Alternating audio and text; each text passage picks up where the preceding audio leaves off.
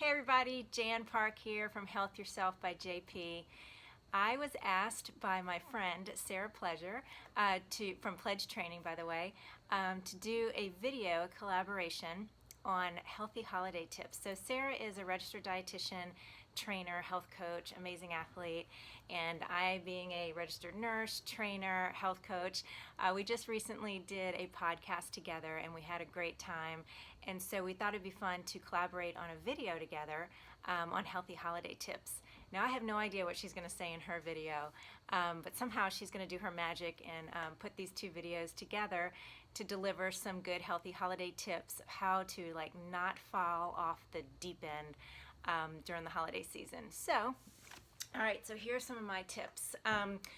First of all, when I was thinking about this, I give out healthy tips all the time, but this might sound a little bit counterintuitive. I really feel like you should go into a holiday and just really enjoy it and not overanalyze what you're going to be eating that day, because it's a holiday. You should just enjoy it and indulge in it. So I treat holidays like I treat any other cheat meal that I do throughout the year, really. So my theory on cheat meals is, again, if you're pretty good with knowing your nutrition and what you're eating and eating pretty clean, 80 to 90% during the week, you should be able to have a cheat meal if you're getting in all your workouts and all that stuff, because that's the best way actually to stay on track, because it's easier to hit the reset button after that than to be in a state of feeling like just total deprivation. So I'm a big believer in not being too overly strict, and that at some point you definitely need to have your favorite meals. Okay, so that is my theory on cheat meals. Here's the other thing. Let's do a little bit of fat math, okay? So an actual pound of fat tissue is 3,500 calories, okay?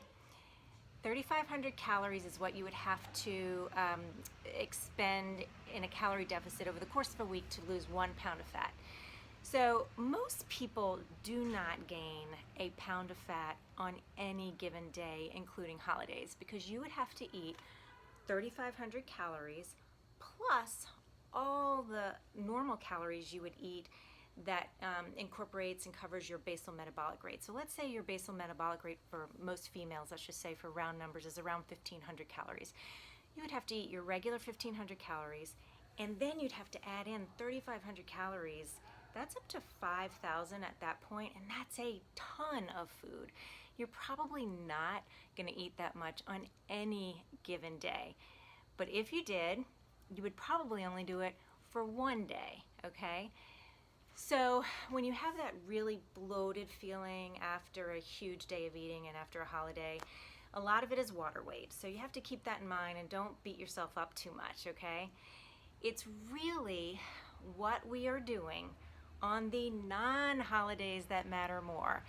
It's what we're doing the rest of the year that really contribute to our overall health and well-being, and whether we are going to consistently gain unhealthy weight. So enjoy Thanksgiving and Christmas and all of that, but hit the reset button the next day. So let's get back to how I handle Thanksgiving Day and any other cheat meal day or big eating day. I do get a workout in that morning. So even if it's just a walk with relatives in town, if that's what you got going on, get outside and get moving. So if you can go for a little run, most of the gyms are closed, but get some exercise in for sure. And then I eat really light up until the feast. So in the morning, I would have 1 or 2 eggs, maybe grab 1 or 2 hard-boiled eggs, maybe some low-fat string cheese, or a Greek yogurt that's low sugar. My favorite brand I'll just throw out there is Dannon 000, because it's got 15 grams of protein, hardly any sugar whatsoever. There's no added sugar, and it keeps you very full. So I would have a very light lunch or breakfast. Well, first I have 1 or 2 cups of coffee in the morning, and then I don't eat probably till about 10:30 or 11, honestly. And so that's what I would have then. Might have like a banana if I go work out early. And then if I get hungry again before the feast, might have like a handful of nuts. And I really try to, what I call, stack my calories and save them for the feast. And the, 2 glasses of wine you're probably gonna polish off at least during that. So that's how you can sort of, again, stack your calories so that you don't go overboard. Now, for those who really do like to keep a tight leash, and maybe you just feel a lot better eating lighter, and you don't want to be in that food coma, there are definitely a few things we can do to healthy up our recipes and our cooking. So here's some tips on that.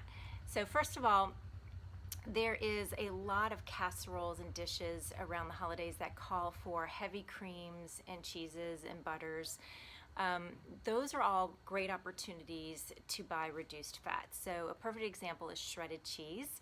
The 2% cheddar cheese, the 2% fat, reduced fat cheddar cheese tastes the exact same as regular, and it melts, and it's just as pretty. It does not wreck your recipe. So I would always get reduced fat cheese whenever possible. Now, as far as sour cream, I would get reduced fat sour cream and reduced fat cream cheese. Now, creams are a little bit tricky because sometimes if you have a recipe, grandma's recipe that everybody's expecting to be right on, and you go from heavy cream, you can't substitute skim milk or 1% milk. It's probably going to be a little watery, and you're not going to have a real happy table. So you do have to be a little careful. I don't want to be, ruining your favorite recipes. So use some common sense in those things. But there's definitely some opportunity to shave off some calories in a lot of the dressings, a lot of the recipes we use. I also would look at the appetizers that you're putting out. So, for example, gravitate, towards the veggie tray, and always try to, make sure when you're hungry to reach for those veggies first. They're going to be your biggest bang for your buck. They're low calorie. They're very filling. Don't get me started on fiber. I will never stop. Fiber is our friend. It's amazing. So full of fiber. So veggie trays are great, and then salsa is great too. Instead of dipping chips in queso, always go for the salsa. You can kind of eat as much salsa as you want because it's really just a veggie. Beverages, I would drink light beer. Unfortunately, there is no light wine. If I could invent that, I'm working on it. But anyway, light beer, and then I would stay away from real sugary mixers. And other than that, if you're not having an adult beverage, you might as well just drink calorie-free drinks, like stay away from your iced teas and your lemonades and things like that, because those are really just calories that definitely contribute to weight gain, again, throughout the year. If you're drinking sugary beverages, that's a huge one. So sugary beverages are one of the first things that you can really make changes in, that you can see almost immediate results. So again, for the adult beverages, light stuff, diet mixers, and just stay away from the real sweet drinks like eggnog. I think they might actually make a light eggnog now. I don't know. I've never tasted eggnog. I just can't do it. It just doesn't appear appetizing to me. But I do think there's a light eggnog now. There's definitely a light whipped cream that's amazing for desserts.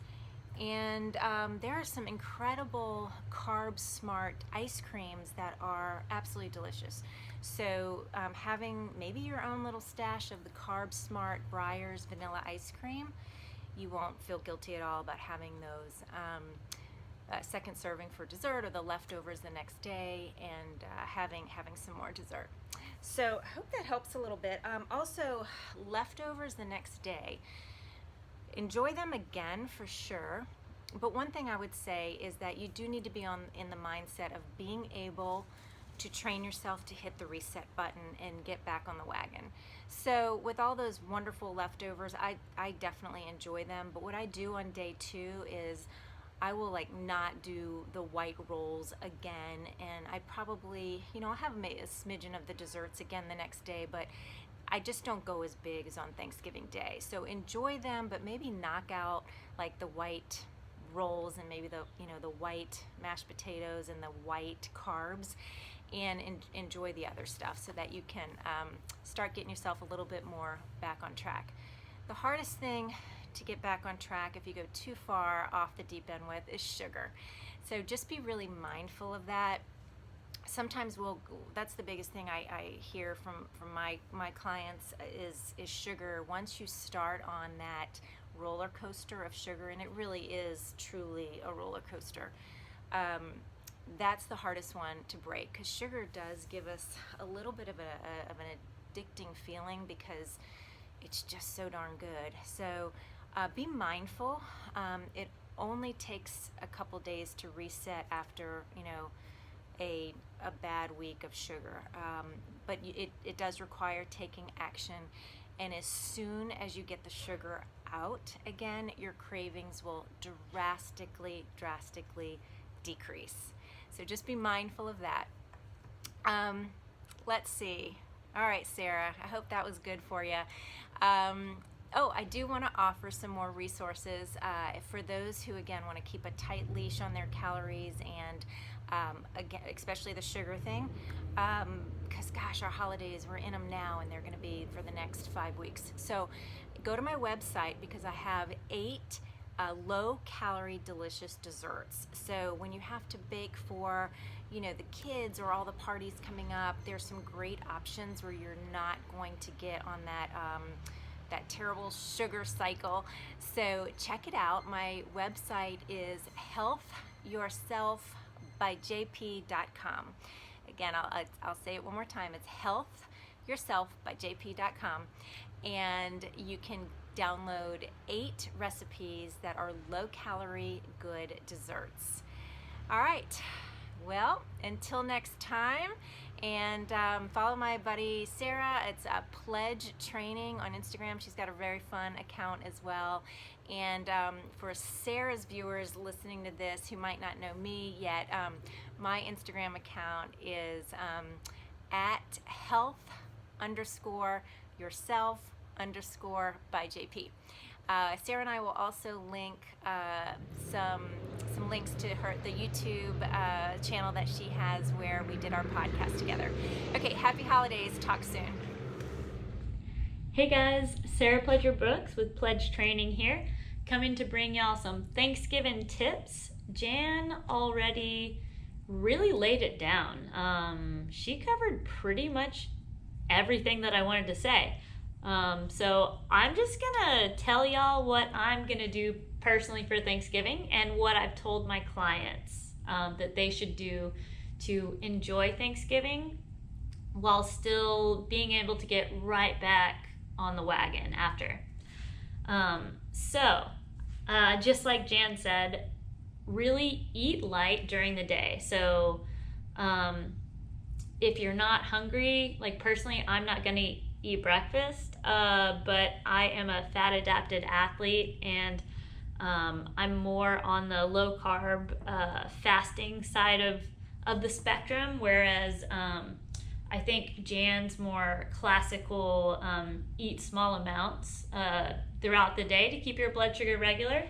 And I'm not gonna say there's not a right or wrong answer. So it's all about what works for your body, and that is different depending on your genetics, your fitness background, what you've trained your body to do to be able to do your health and all sorts of things. So anyways, so what I'm gonna do is wake up, sip my coffee, my black coffee, because I'm addicted, and I've worked at coffee shops for 4 years of my life, so a pretty good chunk. And so coffee actually is very good, high in antioxidants. At least I'm going to justify my addiction. It's high in antioxidants, as well as it increases fatty acid oxidation, meaning that when you drink coffee, it helps you burn fat. So it releases more fatty acids into the bloodstream so you can burn fat as opposed to sugar. And so we're going to be burning a lot of sugar later on in the day and enjoying every bite of it. So I really want to hit that fat burn and hit that early in the day and maintain it up until the big feast. So I'm going to drink some coffee. I might put a little bit of milk in it. Let's see. So after that, I intermittent fast. So I'm just going to intermittent fast all the way up until Thanksgiving. We have Thanksgiving lunch, but I would still do that if it was Thanksgiving dinner. What I'm telling my clients to do is I'm going to say, get up, eat a high protein, low carb breakfast. So you could scramble some eggs and saute some spinach in it. Then if you're hungry, have a snack. If you're not hungry, don't have a snack. So the types of snacks that I'm suggesting are vegetables and dips, such as carrots and hummus, or I'm just recording this in my gym. Anyways, so carrots and dips, such as raw veggies, sugar snap peas, celery, dipped in hummus or dipped in a tahini or Greek yogurt based dressing. So that hummus is going to have some protein and healthy fats, and that tahini is going to have, again, some protein, a bunch of really delicious herbs in there. So herbs are great antioxidants as well. By the way, people don't often think about that, but herbs and spices, almost the more the merrier. So turmeric, cinnamon, all of these spices, they all do wonderful things for your health, for your blood sugar, and to lower your inflammation. Anyways, so leading up into there, so finally we're gonna all be getting together, and I completely agree with Jan that the way to approach this is to enjoy your holiday. So you know how people say, I'm going on holiday, I'm going on vacation, I'm gonna relax, I'm gonna enjoy the moment. So I really think that you should be there. You should be present with your family, be involved, and don't be obsessed with the food. Don't be obsessed with your intake. That being said, I still care about staying a little on the bandwagon. So here's how I manage it. So I start off and I put veggies on my plate. There's always a green bean casserole, I feel like. Almost every family seems to have a green bean casserole. So I'll start with that. If there is heavy cream in it, I'm still gonna get the green bean casserole. Then after that, I'm gonna see if there's a salad of some sort. Our family always makes this broccoli salad. So it has a little bit of a sweet dressing on it. It's sweet and vinegary. So I know it has a little bit of extra carbs in it, but whatever, it's Thanksgiving and it's broccoli. So I'm gonna put that on my plate, and then I'm gonna get some turkey because it's my favorite, and I like dark meat. So dark meat has some extra fat, some extra calories, but it's Thanksgiving. I also like gravy, so I'm gonna put the gravy all over, actually all of it. I'm not a big dessert person, so that's probably gonna be it, what I eat. But I tend to be more regimented in general with my diet than I expect my clients or other people to be.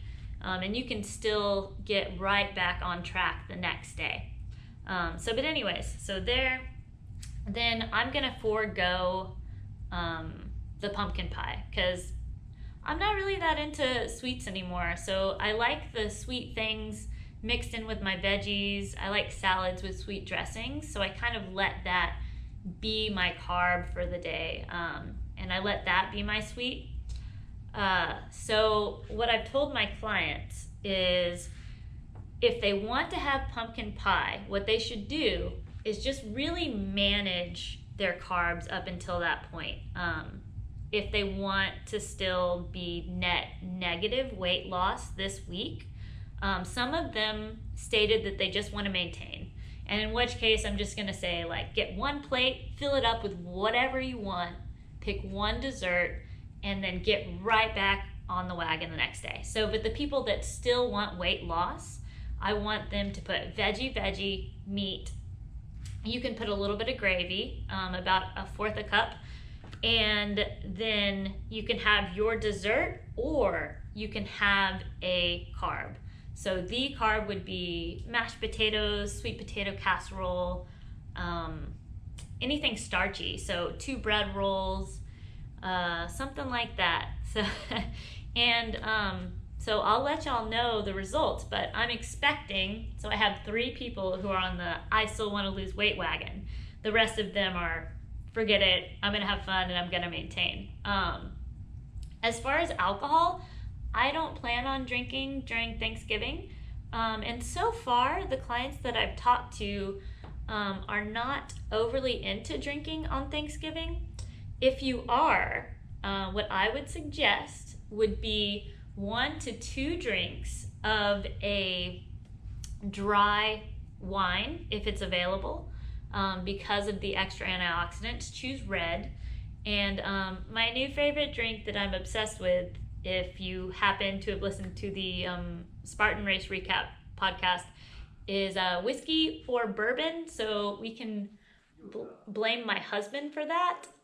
It's because we started touring different distilleries, and we did actual flavor wheels, and it sort of became like a de-stress mindfulness activity for us to do together. So there's these little flavor wheels where you get to pick out the different notes in the whiskey, and you know what? I'll just link a picture to it. But anyways, and I cannot drink too much bourbon. I just drink it neat. And so you really have to be mindful, and nobody wants to drink more than an appropriate serving size, to my knowledge. Also, it's full of antioxidants, which come from, oddly enough, the barrel that it's aged in. So the wood that it's aged in seeps into it, which gives it the amber color and gives it the antioxidants. So that's why we say eat the rainbow. It's because antioxidants tend to be colored. Not all of them. There are some, I believe it's xanthans, the ones in cauliflower and onions, that tend to be colorless.